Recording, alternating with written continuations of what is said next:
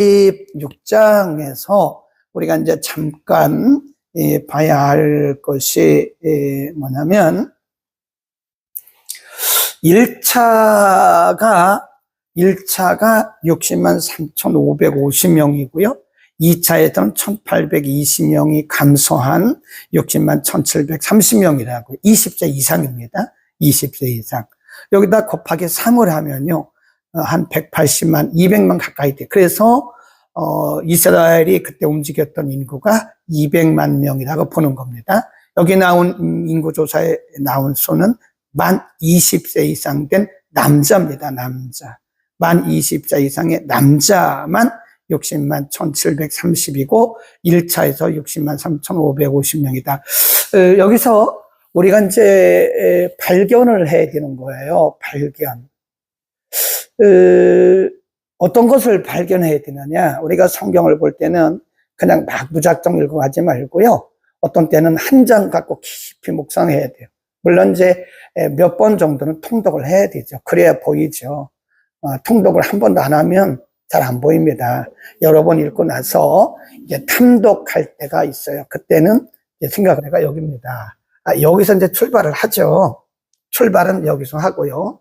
여기서 1차가 60만 3,550명. 그럼 2차 인구조사는 여기거든요. 모압에서 60만 1,730명. 이렇게 이제 보면 1,800명밖에 차이가 안 난다는 거죠. 여기서 우리가 뭘 할 수 있을까요? 이 가데스 바네아 사건을 알잖아요, 여러분. 기억하시죠? 가데스 바네아. 가데스 바네아 사건이 뭐죠? 모세가 12명의 정탐꾼을 뽑아서 가데스 바네아에서 가나안을 정탐하라고 40일 동안 가나안을 정탐하고 돌아와서 보고하라. 근데 10명의 정탐꾼들은 아주 부정적인, 불신앙적인 보고를 단지 여호수아와 갈렙만 긍정적이고 신앙적인 그런 보고를 하죠. 그래서 그때 그들의 12명의 불신앙적인 보고를 듣고 나머지 백성들이 울고 원망하고 그러다가 하나님이 그때 있는 사람들을 여호수아와 갈렙 빼놓고는 나머지 다 그 광야에서 다 죽이셨다고요. 다 죽였어요.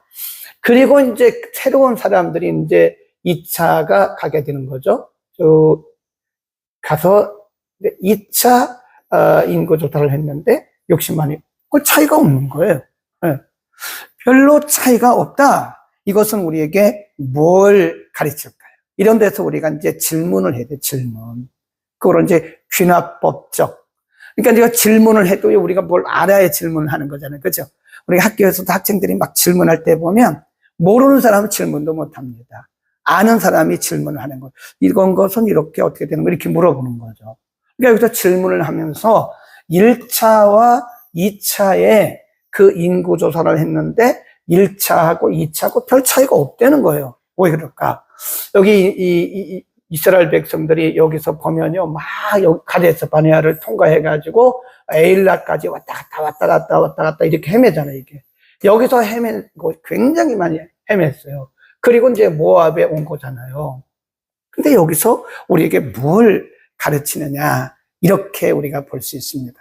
하나님의 계획은 실패하지 않는다. 만일 여기서 다 죽어버리고 끝났으면 여기가 있겠습니까? 하나님은 여전히 역사의 주인으로서, 이 사람들이 그렇거나 말거나, 사람들이 불순종해서 하나님이 사람들을 죽이기도 하시고, 분노하시기도 하시고, 이렇게 해서 사람들이 볼 때는 이스라엘의 역사가 망한 것처럼 보인다. 그러나 하나님의 역사는 계속해서 변함없이 흐르고 있다. 우리 인생의 역사도 마찬가지예요. 제가 그래서 늘 강조하는 것이 뭐냐면 보이는 것만 가지고 말하지 말라는 거예요. 우리가 겉으로 볼 때는 저 사람 사업 망했어. 저 사람 병 들어가지고 곧 죽는데 저 사람 뭐 어쩌고 저쩌고 막 그래요. 사람들이 자기 자신에 그렇고 다른 사람에서 그렇고 굉장히 부정적인 시각들을 갖고 있으나 그러나 이 뒤를 보라. 이 뒤. 이 뒤. 그럼에도 불구하고 하나님의 역사는 계속 진행되고 있습니다. 아멘, 아멘. 걱정하지 마세요. 우리가 못한다고 해서 하나님 못하는 거 아니고, 우리가 실패했다고 해서 하나님 실패하신 거 아닙니다. 그럼에도 불구하고 하나님의 역사는 계속 진행된다. 아멘. 이런 분들을 우리가 이제 보셔야 된다. 자, 27장으로 갑니다. 요셉의 아들, 거기 보세요. 므낫세 가족의 므낫세의 현손, 마길의 증손, 길르앗의 손자, 헤벨의 아들들, 슬로브앗의 딸들, 거기 줄거놓으세요. 슬로브앗은 므낫세 자손입니다. 슬로브앗의 딸들이 나와서 모세에게 이렇게 말을 합니다. 2절, 그들이 회막문에서 모세와 제사장 엘르아살과 족장들과 온 회중 앞에 서서 가로되, 우리 아버지가 광야에서 죽었으나 여호와를 거스려 모인 고라의 무리에 들지 아니하고 자기 죄에 죽었고 아들이 없나이다. 그 줄 봅시다. 참 이거요 심각하게 우리가 보셔야 되는데요. 잠깐 16장으로 넘어갑니다. 16장에 가보면 고라 일당의 반역인 고라 자손이요 레위 자손이거든요. 레위 자손. 그리고 거기 보면 또 므낫세 지파예요. 보세요. 16장 1절. 16장 1절. 레위의 증손 고핫의 손자 이스라엘의 아들 고라와 루벤 자손 엘리압의 아들 다단과 아비람과 벨렛의 아들 온니 당을 짓고 이스라엘 자손 총회의 택함을 받은 자 곧 회중에 유명한 자 어떤 족장 250인과 함께 일어나서 모세를 고욕하는 거예요. 반역하는 거죠. 지도력에, 리더십에 대해서 지금 반역을 하고 있는 거예요. 그래서 그 결과 거기 쭉 나가보면요. 하나님이 노하셔가지고요. 31절. 이 모든 말을 마치는 동시에 그들의 밑에 땅이 갈라지니라. 땅이 그 입을 열어 그들과 그 가족과 고라에게 속한 모든 사람과 그 물건을 삼켰고 35절 여호와께로서 불이 나와서 분향하는 250인을 다 불태워 죽였다. 고라 일당은 생매장된 거예요. 그에 속한 자손들 다, 그에 속한 모든 물건들까지, 그리고 함께 동조했던 250명은 하나님의 불로 다 불태워 죽였어요. 그 얘기하는 거예요 지금. 슬로브앗의 딸들이 나와서 이 므낫세 지파거든요. 슬로브앗의 딸들이 나와서 모세에게 하는 얘기를 잘 들어보시라고요. 잘 보셔야 돼요. 다시 보세요. 3절, 우리 아버지가 광야에서 죽었지만, 지금 이제 1세대예요, 1세대. 광야에서 죽었지만, 그런 얘기겠죠? 여호와를 거스려 모인 고라의 무리에는 들지 않았다. 고라 일당이 모세를 막 반역할 때 그 그룹에 안 들었다는 거예요. 그런 거를 우리가 한번 생각해 보면요. 아마도 이스라엘 자손들, 이스라엘 후손들 가운데서는요, 그런 소문이 계속 이렇게 이어졌던 것 같아요, 이렇게. 예, 고라 일당이, 그리고 250명이 합심해서 당을 지어가지고 모세를 이렇게 거역했다. 리더십을 거역했다. 그런 얘기가 쭉 들었는데 슬로브앗의 딸도 그 얘기를 들은 거예요. 그러면서 모세에게 말하기를 우리 아버지는 이 수에 들지 않았습니다. 고라 일당이라든지 그 250명의 수에 들지 않고 우리 아버지는 순수하게 하나님을 섬기다가 죽었습니다. 그런 얘기죠. 그러니까 부모들이요, 이런 일을 하면 안 돼요. 그 자손들이 그런 일을 알고 자손들이 두려워하는 거예요. 아, 우리 아버지가 그랬대. 우리 어머니가 그랬대. 우리 할아버지, 할머니가 막 교회를 그렇게 비난하고 또 리더십을 막 비난해서 당을 지어가지고 교회를 불난케 했대. 뭐 이런 일들이 우리 자손들에게 암암리에 간다는 거예요. 그러면 그 자손들이 얼마나 힘들겠네요. 자, 그 다음에 보세요. 그런 일이 없었습니다.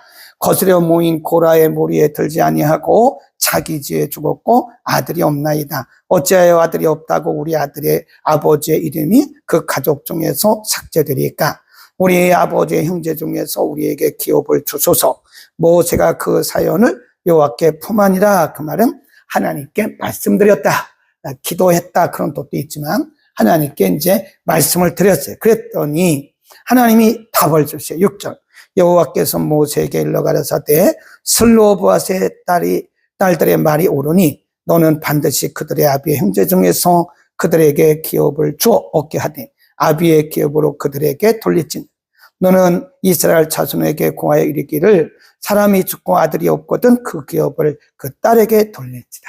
이게 여성들에게는, 그 당시 여자들에게는 유산을 안 줬거든요. 근데 그때 므낫세 자손의 슬로브앗의 딸이 그런 얘기를 하면서 하나의 법이 생긴 거예요. 이제 하나의 법이 생겨서 아들이 없이 죽으면 균등하게 다, 딸들도 균등하게 유산을 분배하도록 그렇게 돼 있다. 쭉 넘어갑니다. 그 다음에 쭉 내려가다가요, 쭉 내려가다가 18절로 갑니다.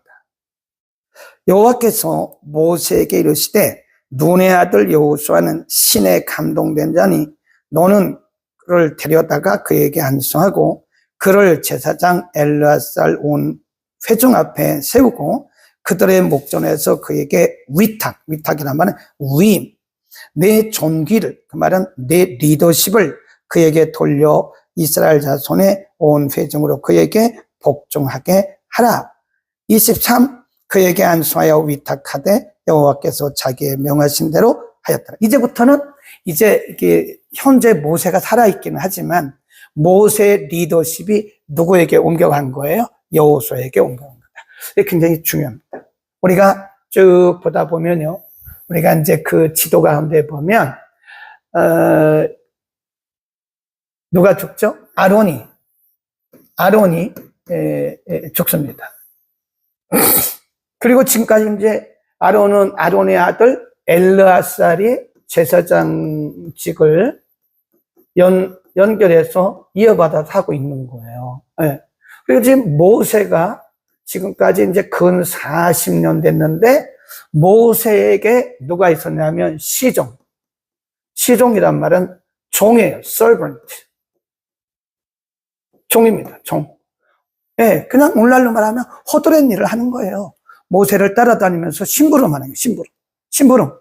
예. 거기 보면 성경에 항상 보면 뭐라고 했냐면 모세 시종 눈의 아들 여호수아 그렇게 나옵니다. 여호수아는 자기가 모세의 후임자라는 걸 전혀 몰랐어요. 모세의 후기자라는 것도 몰랐습니다. 그냥 하나님이 그때 주시는 대로 그냥 시종 노릇을 한 거예요. 그냥 심부름꾼 노릇을 했습니다. 요즘에 보면 가방모찌라고 그래요. 가방모찌. 학교에서도 보면요, 어느 날 교수가 안 돼요. 아무리 공부를 하고 와도요, 미국 가서 박사 학위를 와도 바로 전임 교수의 임용이 안 됩니다. 안 돼요. 그래서 머리 좋은 아이들은요, 학생들 중에 교수님에게 딱 달라붙어요. 그걸 조교라고 그래요. 조교. 네, 조교라고 그래요. 조교. 조교는 어시스트예요. 어시스트. 그냥 심부름꾼이에요. 심부름. 야, 가서 뭘 가져와라. 가져오고 물 떠와라. 물 떠오고 교수님 이제 강의하려면 거기다 물 떠다 놓고 학생들 다 만나 보고 출석도 가져오고 출석도 부르고 교수님이 안 오면 때로는 대강도 해요. 대강. 교수님 대신에 자기가 알고 있는 거 강의도 하고 그래요. 저에게도 그런 친구가 하나 있었어요. 한 10여 년 넘게 제가 이제 데리고 있다가 나중에는 이 친구가 박사학위를 했는데 개척을 해서 나가서 나중에 교수 임명을 안 했죠. 박사했기 때문에 교수 임명이 됩니다. 근데 본인이 그냥 개척한다고 갔어요. 그런 거라니까요. 그래서 이제 오면 박사학위를 받았어도 바로 교수님 전임으로 임명되는 게 아니라 그때는 이제 조교수라고 그래요. 조교수. 조교수는 뭐냐면 강사와 비슷해요. 시간 강사. 계약직이에요. 계약직. 네. 그러다가 이제 조교수 하다가 조금 올라가면 이제 부교수가 없어요. 우리 학교에 부교수도 뭐 한두 명도 없습니다. 다 조교수예요. 그 기간이 조교수에서 부교수 올라가는 기간이 뭐 10년도 훨씬 넘습니다. 부교에서 정교수 올라가는, 우리 학교는 정교수 하나도 없어요. 부교수까지 해다가 거의 은퇴합니다. 왜냐하면 시간이 너무 길으니까. 그런 거라니까요. 그런 것처럼 눈의 아들 여호수아가 거의 모세의 시종 노릇을 자기가 모세는 그냥 모세를 일하고 여호수아는 자기가 모세의 후계자가 된다는 생각조차 못했어요. 그래서 그냥 자기가 맡겨진 일을 열심히 했는데 어느 날 갑자기 하나님 모세에게 말씀하시기를 너의 시종 여호수아에게 기름을 부어서 너의 후계자를 삼아라. 그런 거. 네? 어떤 분들은요, 이 순서를 안 거치려고 그러더라고요. 이 순서를 안 거치려고. 신학교 나왔으니까 바로 전도. 그런 것도 안 된다니까요. 저 아래서부터 청소부터 해야 돼요. 옛날에 어떤 분이 난 그분을 잊을 수가 없어요. 그 말을. 지금이야 소요 예배 전에 우리 장원식 장로님이 일찍 오셔가지고 청소 다 하십니다. 네. 그전엔 제가 했어요. 그래서 이제 마침 그때 신방전수 한 분이 새로 부임을 했어요. 우리가 오시다고 해서 제가 이제 그분에게 말을 했어요. 전도사님, 성도들이 오셔서 은혜 받게 우리 교회 청소 좀 깨끗하게 합시다. 그랬더니 이분이 예, 감사합니다. 앞으로는 제가 할 테니까 목사님 하지 마시고 이렇게 하면 얼마나 좋아요. 그분이 하는, 목사님, 제가 신방하러 여기 왔지 제가 청소하려고 온 걸까요? 제가 그때 그분을 알아봤죠. 이분은 우리 교회 오래 봅니다. 오래 있으려고 해도 제가 오래 있게 할 수가 없다. 그 자세가 틀린 거 아닙니까? 아니, 자기가 신방전도사가 신방만 하는 겁니까? 청소도 하고, 부엌에 가서 그 설거지도 하고 하는 거죠. 그 자세가 틀렸다는 거예요. 제가 말씀드리려고 하는 게 뭐냐면, 눈의 아들 여호수아는 그냥 모세의 시종이었다, 시종. 시종으로서, 심부름꾼으로서 그냥 자기를 열심히 했는데, 어느 시점이 딱 되니까 하나님이 여호수아를 모세의 후계자로 기름을 부으시는 거예요. 오늘 우리가 맡은 일이 무엇입니까? 불평하지 마세요. 그게 우리의 사역입니다. 그게 우리의 사명이에요. 네. 나보고 이런 일이나 하라고. 그런 자세를 가지면 안 돼요. 그런 일이라니요. 그런 일도 감지덕지하죠. 우리가 어떻게 하나님의 거룩한 사역을 맡을 수 있어요? 할 수 없잖아요. 근데 그런 일을 맡겨주셨으니까 우리가 감지덕지로 하는 거지, 내가 이런 일이나 하고 있냐고. 이런 자세는요, 하나님 앞에 정말 옳지 않아요. 이런 일도 감사합니다. 저에게 맡겨주셔서 감사합니다. 그래야 되지 않겠어요? 오늘 우리가 맡은 일이 무엇인가 우리는 감사함으로 최선을 다할 수 있기를 바랍니다. 아멘, 아멘. 그래서 이제 실질적으로는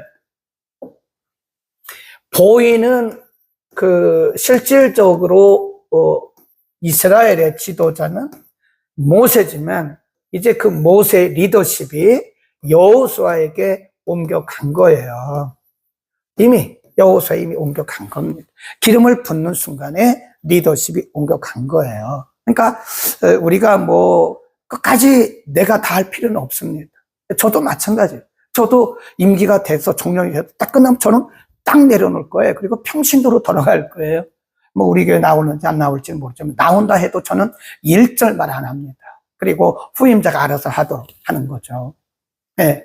제가 이미 제가 은퇴를 했는데 후임자가 죽을 수든 밥을 쓰든 그건 본인이 알아서 할 일이고 하나님과의 관계이지 제가 거기에서 판단을 할 이유가 없는 거죠. 모세도 마찬가지. 하나님께서 우리를 쓰시는 기간이 있어요. 그 기간만큼 최선을 다해 생명 걸고 일하면 돼요. 그리고 그 다음은 다음 사람이 하는 거예요. 그러니까 내가 끝까지 해야 된다고 하는 건 아니에요.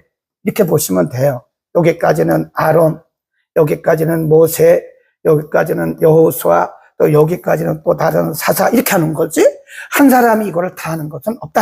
내가 다 해야 된다. 그런 생각은 아예 꿈에도 하지 맙시다. 넘어갑니다. 28장 쭉쭉 넘어가겠습니다. 그냥 줄 그으세요. 9절 안식일, 11절 월삭, 16절 유월절, 26절 77절 다 그으셨죠? 다시 한번 28장 9절 안식일, 11절 월삭, 16절 유월절, 26절 77절, 29장 7절로 쭉 내려가면 나팔절 이런 것들이 나옵니다. 7절, 29장 7절. 7월 10일에는 저희가 성회로 모일 것이요 마음을 괴롭게 하고 아무 노동도 하지 마라. 이제 여러 가지 절기입니다. 그 다음에 절기를 지키는 방법 12절. 7월 15일에는 너희가 성회로 모일 것이요 아무 노동도 하지 마라. 장막절을 얘기합니다. 40절, 29장 40절. 모세가 여호와께서 자기로 명하신 모든 일을 이스라엘 자손에게 고하니라. 이미 리더십은 누구에게 넘어갔어요? 여호수아에게 넘어간 거예요. 그래서 지금 이제 백성들에게 할 일을 하고 있는, 이제 실제로 리더십으로 겉으로 보이긴 하지만 하나님의 촛대는 지금 여호수아에게로 옮겨간 상태예요. 그러니까 지금 마감을 잘해야 됩니다. 마무리를 잘해야 돼요. 우리 인생 마무리 잘해야 됩니다. 우리 사역도 마무리를 먹고 가는 거예요. 은퇴하신 분이 뭘 얘기를 하겠어요? 발언권도 없는데. 그런 얘기입니다. 하나님께서 우리를 사용하시는 이 기간이 있다는 거예요. 유통기간. 그러니까 이 기간 동안만 우리가 열심히 죽을 둥 살 둥 생명 걸고 일하자. 아멘. 넘어갑니다. 그래서 지금 제가 28장, 29장을 얘기하다가 조금 하나 빼먹은 게 있는데, 지금 이제 현 리더십은 모세예요. 그리고 모세 리더십이 여호수아에게 지금 넘어갔어요. 그러나 모세는 남은 자기가 죽을 때까지 해야 할 일이 뭐냐면 이스라엘 백성들의 신앙적인 문제. 그래서 이제 곧 요단강을 건너가야 되잖아요.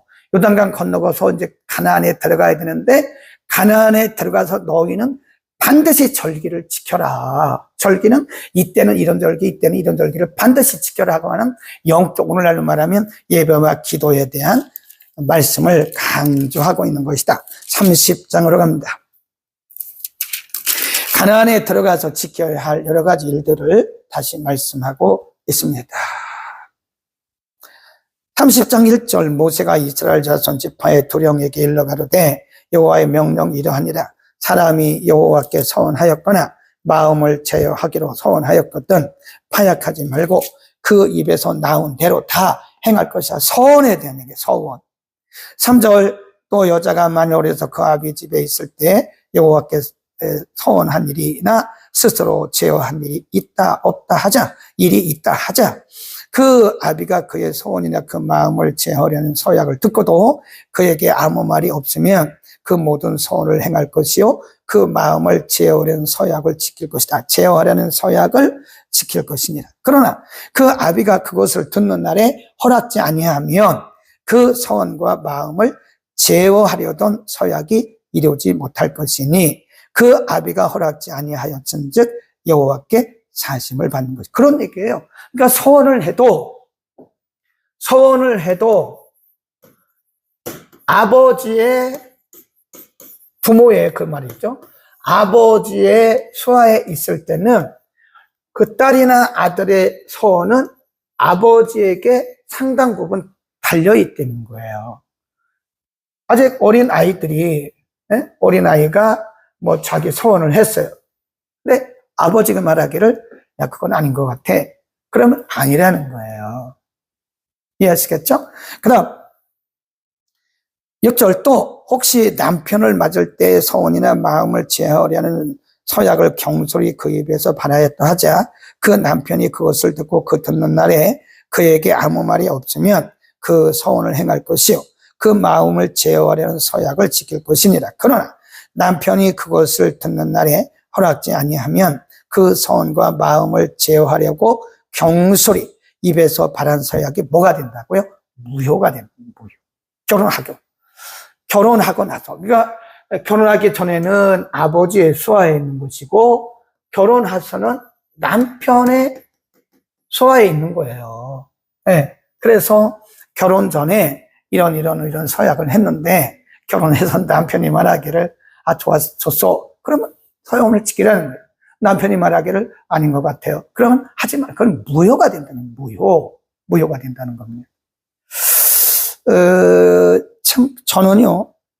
그래서 늘 생각해 믿음은 열심히 다는 아닙니다. 제가 그걸 정말 많이 봤어요. 믿음과 열심은 꼭 같다. 그건 등식이 성립이 안 됩니다.